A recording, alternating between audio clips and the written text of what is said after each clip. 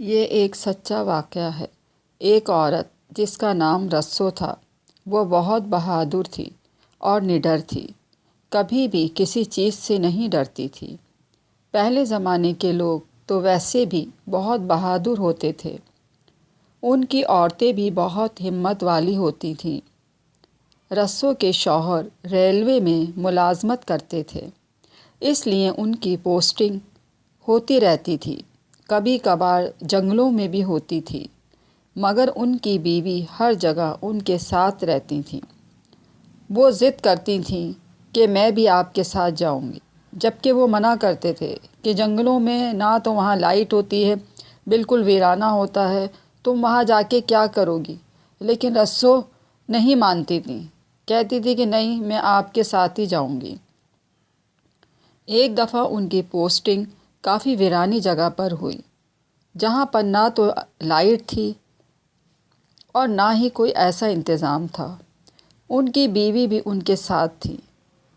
تو جب رات ہوئی تو ان کے شوہر نے کہا کہ میں ابھی تھوڑی دیر میں آتا ہوں، کیونکہ ٹرین آنے والی ہے۔ وہ کام سے چلے گئے اور اپنی بیوی سے کہہ کر گئے کہ تم دروازہ بند کر لو، اور وہاں لائٹ بھی نہیں تھی، تو انہوں نے اپنی بیوی سے کہا کہ تم چراغ جلا کر رکھنا، اس کو بجھنے نہ دینا، کیونکہ کوئی شے تم پر حملہ کر سکتی ہے، کیونکہ یہ جگہ بہت زیادہ سناٹے کی اور ویران تھی۔ وہ یہ کہہ کر چلے گئے تو رسو نے پھر ایسا ہی کیا۔ انہوں نے اپنے ان کا ایک بیٹا تھا 2-3 مہینے کا، انہوں نے اس کو گود میں لیا اور لے کر بیٹھ گئیں، اور سامنے انہوں نے چراغ جلا لیا اور ماچس اپنے ہاتھ میں رکھی تاکہ وہ چراغ نہ بجھ جائے۔ تو وہ بیٹھی رہیں، تو تھوڑی دیر بعد کیا ہوتا ہے کہ ان کے صحن میں ایک بیری کا درخت تھا۔ اچھا، وہ بتاتی ہیں کہ جب ہوا چلتی تھی تو پتوں کی جو سرسراہٹ ہوتی ہے نا، وہ ایسی ہوتی تھی، تو کہتی تھی کہ ایسا خوف سا محسوس ہوتا تھا۔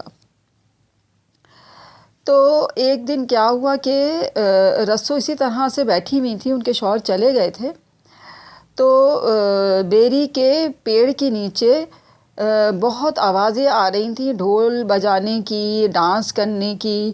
تو انہوں نے اپنی دروازے کی جھری میں سے جھانک کر دیکھا، تو کچھ عورتیں وہ ڈھول بجا رہی تھیں اور ڈانس کر رہی تھیں۔ تو وہ سمجھ ہی نہیں پائیں کہ آخر ہیں کون عورتیں۔ انہوں نے غور سے دیکھا، اب وہ تھیں تو بڑی خوبصورت عورتیں، ان کے بال بھی اتنے بتاتی ہیں لمبے لمبے تھے اور وہ خوبصورت تھیں۔ تو انہوں نے جب وہ ڈانس کر رہی تھیں، انہوں نے جب ان کے پیروں کی طرف دیکھا تو پیر ان کے الٹے تھے، یعنی کہ آگے کا حصہ پیچھے تھا اور پیچھے کا حصہ آگے تھا۔ تو وہ سمجھ گئیں کہ یہ چڑیلیں ہیں، تو وہ جلدی سے جا کر بیٹھ گئیں اپنی جگہ پہ۔ تو وہاں سے وہ لوگ آوازیں لگا رہی تھیں کہ اے رسو، تو یہاں سے انہوں کو پتہ بھی لگ گیا کہ یہ جھانک کر یہاں سے گئی ہیں، تو کہنے لگی کہ اے رسو، تو یہاں سے جھانک کر گئی ہے اور تو ہمارا ڈانس دیکھ، دروازہ کھول رسو، دروازہ کھول۔ تو ان کو اسی بات کی حیرت تھی کہ میرا نام ان کو کیسے پتہ لگ گیا۔ خیر، وہ گھبرائیں نہیں، وہ اپنے بچے کو گود میں لے کے بیٹھ گئیں اور چراغ اسی طرح جل رہا تھا۔ اب وہ جو چھوٹی سی جھری جہاں سے انہوں نے دیکھ لیا تھا کہ وہ جھانک رہی تھی، تو وہاں سے ایک لمبا سا ہاتھ آیا، اور ہاتھ آ کے چراغ کی طرف آیا اور چراغ کو بجھا دیا۔ انہوں نے خود وہ ہاتھ دیکھا کہ وہ وہاں سے آیا اور اس نے چراغ کو بجھا دیا، لیکن وہ نڈر تھیں، ڈری نہیں۔ انہوں نے جیسی چراغ بجھایا، انہوں نے فوراً کھول دیا، چراغ کو فوراً جلا دیا، کیونکہ ماچس ان کے ہاتھ میں تھی۔ پھر اس کے بعد دوبارہ بھی ایسا ہی ہوا۔ تو مطلب ہر تھوڑی دیر کے بعد بیچاری وہ جلاتی رہتی تھیں، اور یہی ہوتا رہا تھوڑی دیر تک پھر اس کے بعد جو ہے بالکل سناٹا ہو گیا، صبح ہو گئی، سناٹا ہو گیا بالکل، وہ سب لوگ چلے گئے۔ پھر اس کے بعد تھوڑی دیر بعد دروازے پہ دستک ہوئی، تو انہوں نے دروازہ کھولا، پھر انہوں نے اپنے شوہر کو یہ ساری باتیں بتائیں کہ اس طرح ہوا۔